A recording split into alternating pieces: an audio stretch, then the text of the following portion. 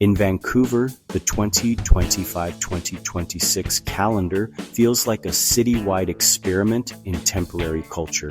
Markets that appear for a weekend and vanish by Monday. Parties that relocate like folklore, and art scenes that thrive precisely because they don't need permission from traditional gatekeepers. It's not just cute local vibes, it's a practical response to the two pressures Vancouver millennials talk about constantly. Space is expensive and everything feels over-curated. Pop-up markets, the anti-lease economy with good lighting. Pop-up markets have become Vancouver's most accessible third space for makers and small brands. Part retail, part community, part soft networking event. Groups like Vancouver Pop-Ups explicitly frame their mission around giving small businesses a platform to grow through in-person events. Meanwhile, established market organizers keep stacking seasonal calendars. Made in the 604 publishes date-based market schedules, including late 2020 holiday night markets at the Pipe Shop venue in North Van, turning pop-ups into something closer to a circuit than a one-off.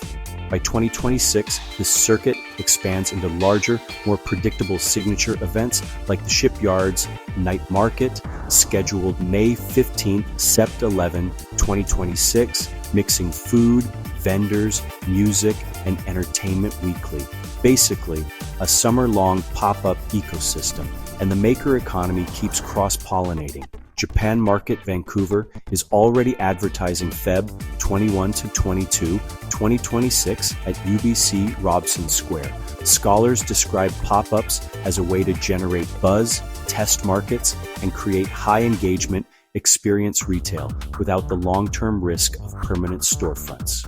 Urban research also frames pop-up environments as a legitimate planning tool, temporary development that can activate space while staying flexible.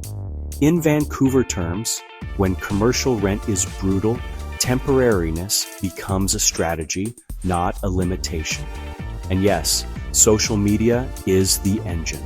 Vancouver pop-up culture is heavily Instagram-driven, where posts function as flyers, hype, vendor rosters, and proof of life all at once, e.g. Vancouver pop-ups and made in the 604 pages. Warehouse parties, nightlife that refuses to be a product. If pop-up markets are the daylight version of temporary culture, warehouse parties are the midnight one.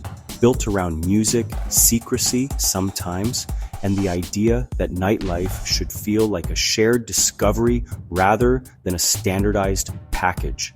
Event listings for Vancouver in late 2025 show a steady stream of warehouse-branded nights, a New Year's warehouse party promoted through Do 604, and multiple secret warehouse listings on Resident Advisor, RA. RA also lists warehouse-style events in 2025 at industrial area venues, including platform on Industrial Ave, signaling how East Van's light industrial geography keeps getting repurposed into culture. A key Vancouver twist is the hybridization with media art visuals and gallery-adjacent presentation. Listings around Vivo Media Arts Center show audio-visual electronic events promoted as immersive experiences, not just DJ nights. That matters because it connects party infrastructure, sound, light, projection, with the city's broader artist ecosystem. Research on underground dance scenes emphasizes how underground often means more than illegal or hidden. It can mean community-defined values, inclusivity, DIY ethics, resistance to commercial club norms, and flexible, shifting spaces.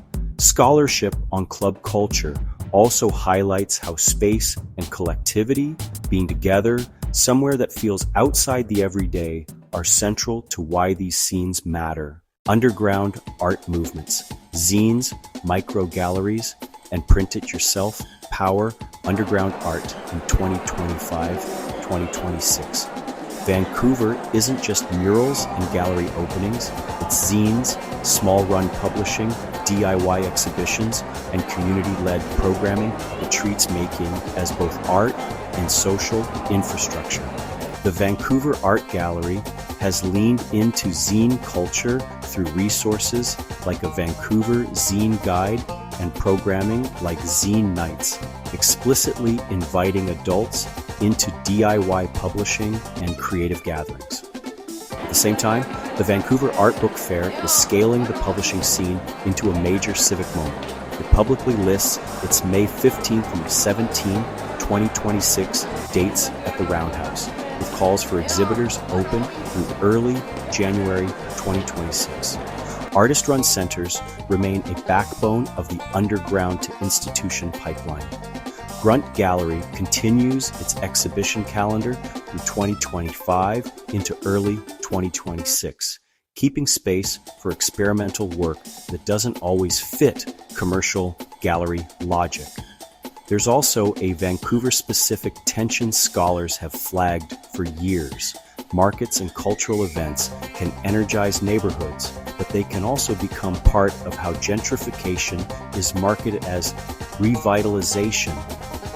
A well-cited Vancouver study of the Chinatown Night Market examined how consumption spaces and cultural imagery get wrapped into redevelopment narratives. That tension hasn't disappeared. It's just been reskinned in nicer typography. So, what's the big picture for 2025-2026? Pop-up markets, warehouse parties, and underground art movements are all versions of the same Vancouver survival skill. Make culture without waiting for permanence. In a city where a long-term lease can be a fantasy and a proper venue, libotar bo iniu or our ening or priced out, Vancouver millennials keep choosing what's flexible, shareable, and alive right now, then broadcasting it in stories, reels, and group chats until it becomes real.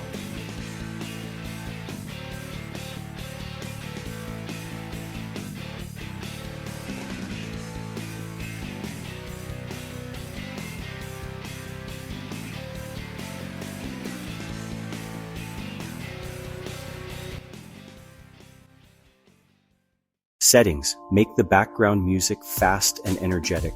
Add all caps, subtitles with a spoken word highlight. Use ISV as watermark text. Use YouTube audio library. Only use appropriate media. Use my voice for the narrator.